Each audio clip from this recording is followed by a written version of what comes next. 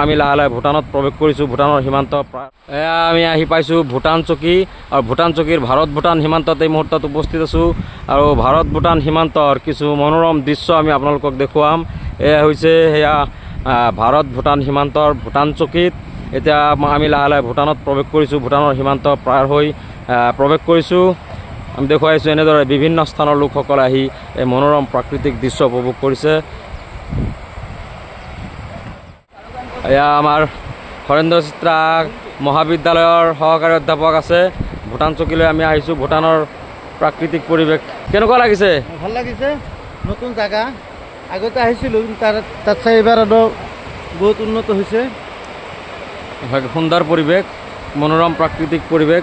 ভাৰত ভূটান সীমান্তৰ ভূটান চকীৰ দৃশ্য আমি দেখুৱাই আছোঁ আপোনালোকক। বিভিন্ন স্থানৰ পৰা মানুহবোৰ আহিছে ইয়াতে প্ৰাকৃতিক দৃশ্য উপভোগ কৰিবলৈ। পাহাৰৰ পৰা এনেদৰেই ঝৰ্ণা নামি আহিছে, পানীবোৰ নামি আহিছে, কুলু কুলু শব্দ বৈ গৈছে। আৰু আমি আৰু অধিক সুন্দৰ সুন্দৰ দৃশ্য আপোনালোকক দেখুৱাবলৈ যত্ন কৰিম।